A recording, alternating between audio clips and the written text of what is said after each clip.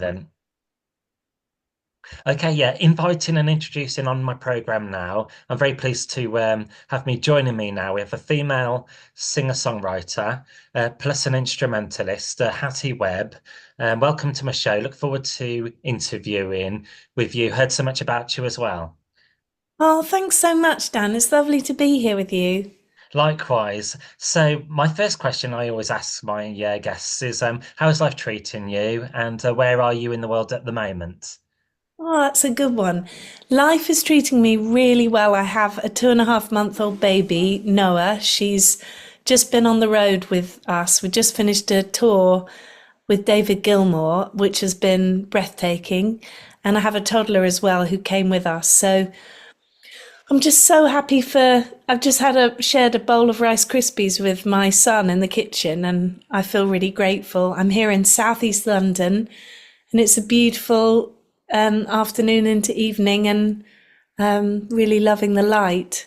That's great. So you're homeward bound at the moment. I know you've been over the pond in the States. Is it nice to be Yes, back just to kind of like, get your bearings, home life again? so nice to get my bearings and sleep in my own bed and get my pajamas on in a whole new way. Fantastic. First up, I'm just going to throw it back to the start. When did you first kind of cross paths with music?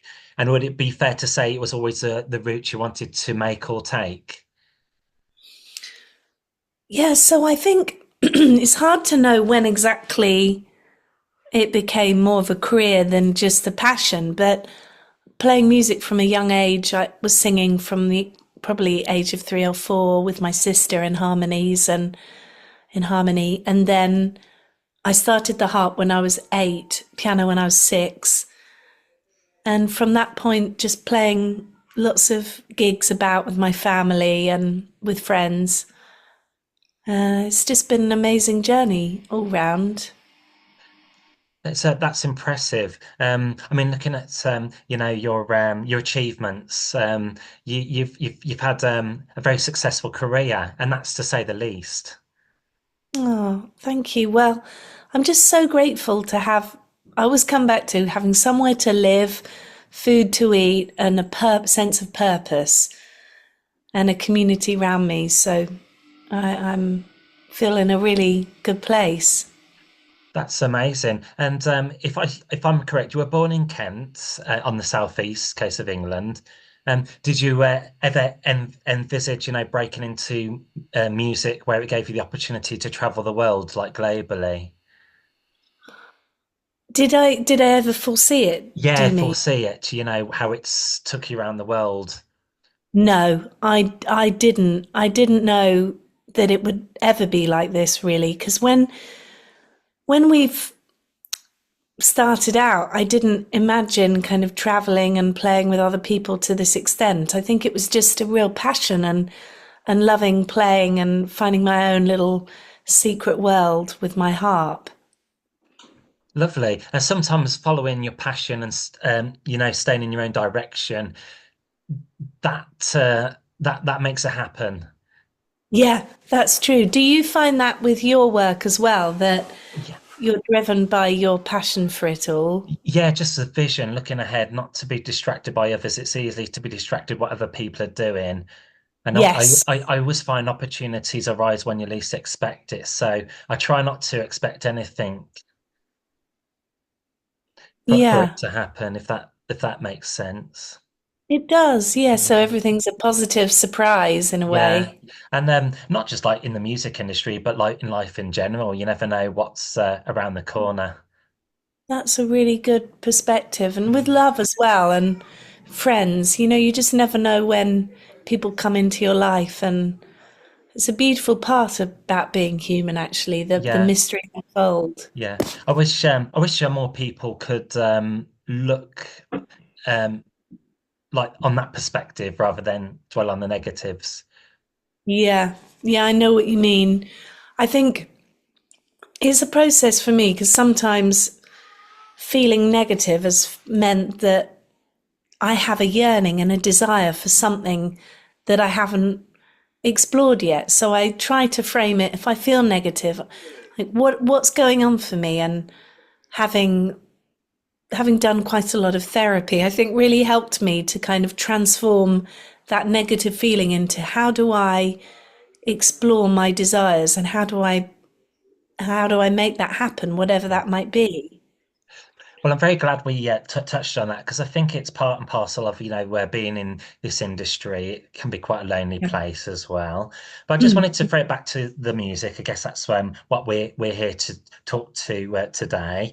I just wanted to ask quite a generic question, but how would you kind of like describe your sound, your music? Would you say that they're very acoustic, laid back, or do you find your lyrics thought-provoking? Can you put your finger on it, the sounds you're trying to achieve for the listener? Mm. Lovely thought. Yeah, I think it is quite acoustic in places, although some of the songs on the album are a bit more rock. And I like to call it pussy power because it's a bit of a girl rock vibe. But Mm. yeah, that's probably how I describe it. That's cool. And onto one of your latest singles is titled Ruined in the Rain. Can you tell me Right. more about this record? We're actually talking about the English weather earlier on, weren't we? Ruined in the Rain. Good point. Yeah, Ruined in the Rain. It's um it's one of the songs on the album I'm most passionate about, and it's a story, it's autobiographical. It was for me getting to a place where I'd hit a wall and really lost myself, and I think been so deeply in love in a relationship, but really compromised my own needs. And then it wasn't until I kind of hit rock bottom that I recognized that's what had happened.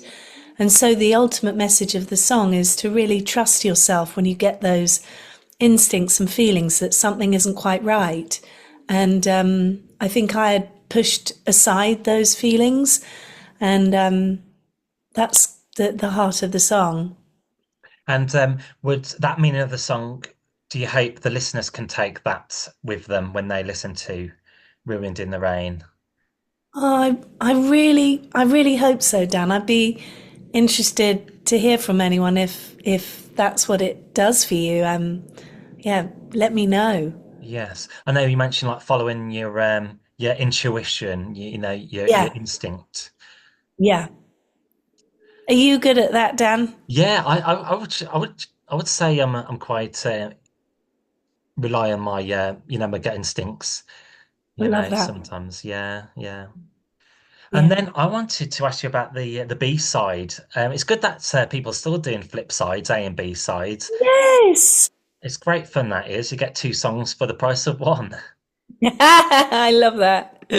Shakespeare's Shores as well. That's a lovely song title and song in itself. Are you a follower of like literary works, like Brothers Grimm, Shakespeare? I do. I really love Shakespeare. And it's in a way, this song isn't necessarily about Shakespeare as such, although I do reference the Chink and Greenwich and other places.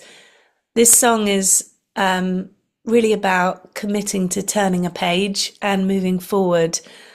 And the way it's recorded was really symbolic and quite healing for me because we recorded the harp and my voice in real time, and it represents me telling the story now. And then there are recorded elements, a prepared piano, which is a piano with little cymbals and nails and different things put on the strings. So it sounds very clunky and quirky. And then there's a slide guitar and a medieval drum. And they all represent moments and feelings from the past, and they're panned round the harp and the vocal. So you get this kind of dreamy effect. Great. Well, that's definitely one to add to the playlist. Oh, thanks, Dan. Yeah. And the listener as well. Of course, a listener, essentially for them to add to their like whatever listening platforms they have. That was Yeah. called Shakespeare Shores. And this single, will it lead to a brand new album? What's that called, and how many tracks are on this album? Oh, so the album is called Wild Medicine. And I think there's 15 tracks on here. If I get it wrong, do correct me. Um, we decided to put on a couple of sketches because it just represents the process, and these songs were part of the whole body of the work. And it's been me exploring what my wild medicine is. Where do I find that? Is it in a conversation with someone? Is it somewhere I go? Is it something I taste, or a feeling I've been searching for, something I want to let go of? And it was really me exploring what that means for me, and putting that in song form. Great. Nice 15 tracks then. On the album. I just wanted to touch on a few of them. On this album, there's a song called Night Soul as well. I can relate to that, being a night soul myself. What is this song Are regarding? you? Oh, it's about dreaming and thinking about someone, and they kind of infuse your nights with their energy, really, that you're laying in bed thinking about them with your eyes open and your eyes closed, and how that person is kind of creating alchemy in you. Would you say it's quite a romantic song in places? It is, yeah. It is. It's kind of mysteriously romantic. Mm, mm. And I Oh, that's find good. romance for me is it is quite nostalgic and sensory. So I hope that comes across. My next question for you as well. Um, on the album, you have a closing track. Was it quite difficult to select a closing track, to compiling the album together, or is that something that just comes organically when you're track listing an album? That's a really good thought. Yeah, because sometimes one oscillates in other album making processes. I've really been in a place where we're kind of tossing between a few, which really makes the final statement. Or what do you want to leave with someone at the end of an album? Because there's another song in the album, Love Springs Eternal, and it has this longer fade out section. And at first, when we were making the album, I thought that would be the closing track, but eventually it's a song called Chapters of Love, and it's a piano vocal telling the story of my journey winding through my life and my relationship with what love means to me. And I wanted to touch on You'll Accompany Me as well. Who did you work with on You'll Accompany Me? I have a fantastic accordion player, and his name's Joel Gosman, and he works a lot with Paul Simon. So he's very great with lyrics, creating sounds that describe moments and tell stories. So that's a duo, me playing harp and singing, and Joel Gosman on accordion. That's amazing. And you mentioned you play the harp. That's one of your main instruments. With the harp as well, does it look harder to play than it looks? And what's it like transporting it everywhere during your shows, your gigs? Oh gosh, yeah, you're so right. It can be a bit of an effort transporting it. Well, I play a few different sizes, so the bigger ones, it's definitely a big effort lugging them about. And then I also have a really little one that fits in the overhead on a plane. I can put it on my back and hop on the tube and get on the train, so that's a bit easier. Mm. Um, yeah, did you mention a particular song with this? Sorry, I've Yeah, I think the You'll Accompany Me that was tied in with this yes, question with the harp. yes. Did you play the harp on this song, was it as I well? did. Yeah. Yeah. Yeah. And the harp's such an interesting instrument because it's a bit like the piano, but then it's also percussive, and the tone of it is quite unique to itself, I find. Mm. One of your other songs as well is called The Waltz for Leonard. Was that a personal dedication? I know you've shared a stage with Leonard. And what was that experience like? Because he quoted about your talents, flawless, uplifting, and utterly original, which is a lovely testament. Yeah, Dan, that really is. I remember when he listened to the album and sent that through to me on email, I was awake all night, just amazed that that's what he thought. Um, yeah, so that song, Waltz for Leonard, I wrote it with my producer, Roscoe Beck, who had been the musical director of Leonard's band for many years, including the 6 years my sister Charlie and I were in his band. Yeah, it is a dedication to him and his incredible spirit and how much he's influenced my life. Because he was a great storyteller, and he's up there with Bob Dylan Yeah, in place, in some people's eyes. yeah, yeah, extraordinary. Mm. Do That's you like his amazing. music? Yeah, I know where songs like Dance Me to the End of Love," and "I'm Your Man," and of course Yes. "Hallelujah" as well. Mm. I wanted to ask about one of the press shots, where photography where you stood on a rock face, with a stunning panorama in the background. I think that's one of your cover artworks for the album. Where was this Yeah. shot? Where was this shot? And did you have to get high up, being close to the edge? How was that experience? Yeah. Yeah. So I have dreadful vertigo and I'm a complete wimp when it comes to heights. But oh, I'm hearing my toddler. Sorry about that. Um, yeah. So hope he's okay. I'm up on a rock and there's a big drop, but it's quite far away from me and I'm Yeah, just on a rock that steps down onto flat ground. So it's a bit of is a very useful rock that it's not too high up. That's in south of Italy in Puglia. very nice. Yeah, yeah. How have you found like the summer season? Has it been quite a successful year for you? Have you managed to do some shows like on the road? Yeah, so lots of shows this year, mainly with David Gilmour, but definitely hope to do some more touring for my album next year. That's amazing. And do you enjoy like playing like smaller intimate venues as well? Oh, it's just my favourite. Yeah, I love playing smaller venues and really, really enjoy the intimacy and being able to connect with people Hmm. who've come out to the gigs. Do you Yeah, recognize like the faces which come back as well for the shows? Do you absolutely. Yeah, I love that. also wanted to ask you, you're of course in a musical duo with your sister Charlie and the Webb Yeah, sisters. You've been around for some yes, time. yes. Yeah, you're right. And is that like an intimate project, where because you're in London now, you sometimes regroup and do shows together?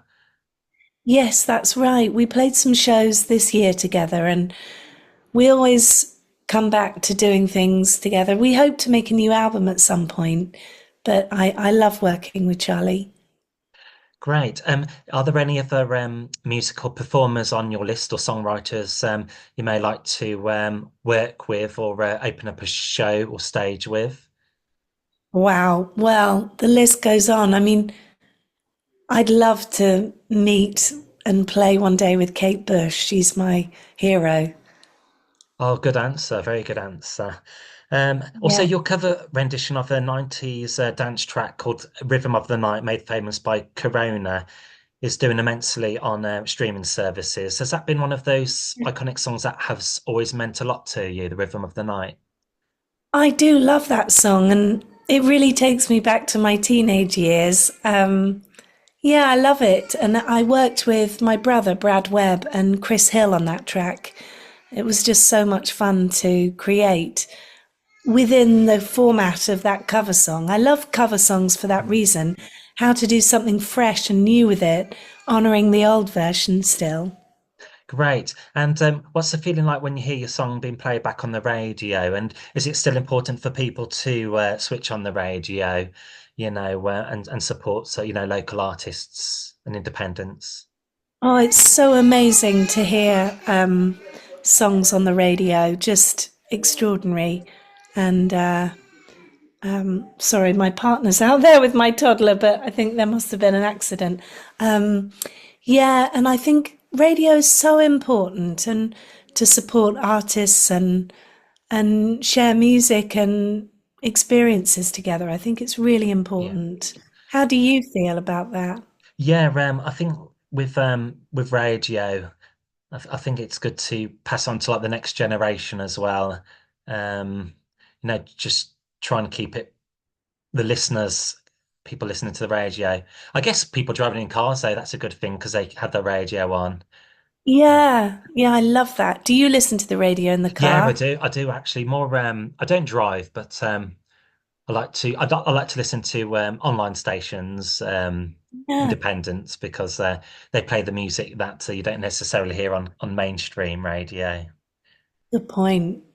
And then last question I wanted to ask her, where's best for people to follow you on social media? I know everyone's got their own preference, like Instagram, Facebook, um, Yes. YouTube, or just a good old-fashioned website.